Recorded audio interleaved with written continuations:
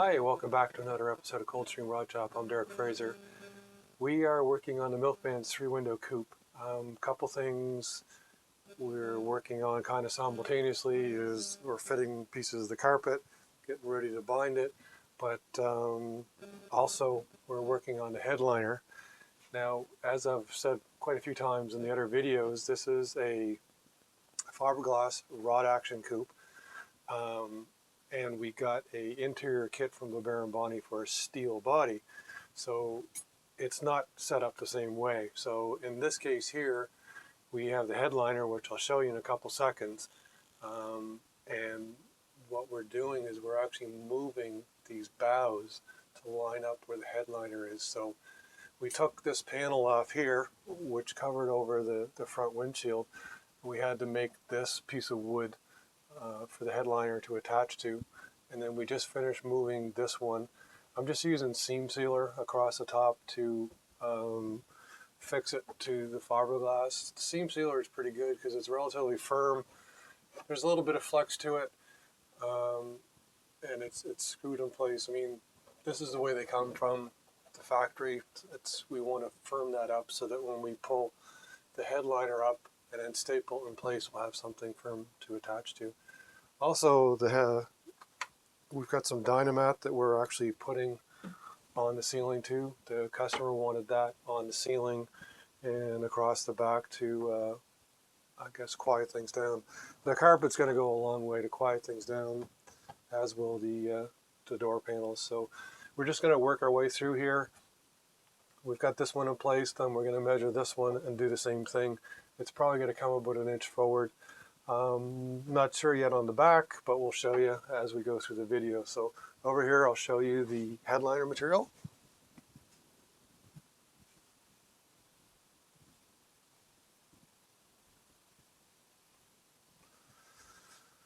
So this is the headliner material. The camera lady had actually to add a piece onto it because it wasn't long enough.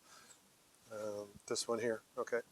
So she had to actually sew this piece on here, and then this is the strip that will be stapled to the bows on the inside of the car.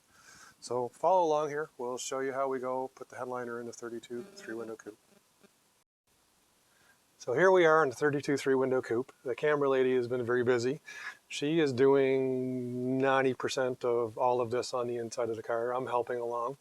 But so far, what she's done is she's attached the first couple rows of the headliner. As you can see over here, it's been stapled in place. She's used some binding. And then as we go, we pull it to the next bow and staple it. So in behind here, I'm hoping that we're going to be able to show you because it's the last one. See how the white material has been pulled up against the oh, it's quite difficult. There's not a lot of room in here. Sorry. Okay, there we go. So it's the white material that's sewn on the back of the headliner is pulled up and stapled to the bows. And then in between the bows, what we've been doing, the customer supplied some Dynamat-like material. And then we also had some actual Dynamat brand.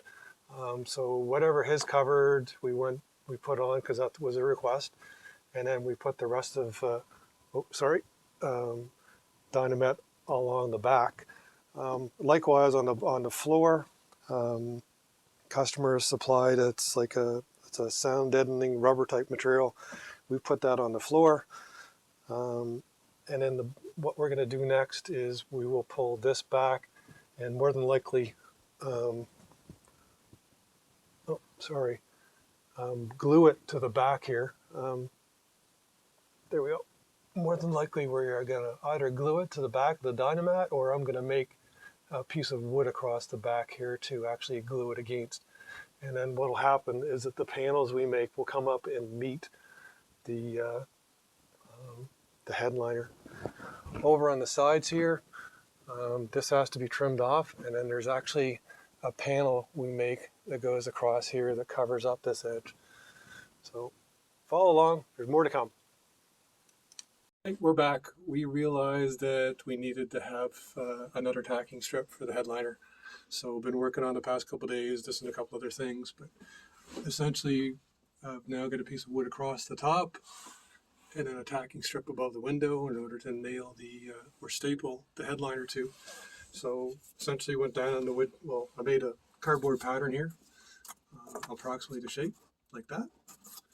Went down in the wood shop and I cut a piece of oak. In this particular case, we could have used pine or ash or anything else you have. The important thing though, when you're making it, is make the grain kind of, it's kind of hard with the curved surface, but make sure your grain on the thin part is not perpendicular here because it'll just break off. It'll be glued in place, but the thin parts kind of have to have your grain on an angle, kind of like what we did here. And essentially that got epoxied up against the roof. And then I put some seam sealer on it here just for a little bit of more support.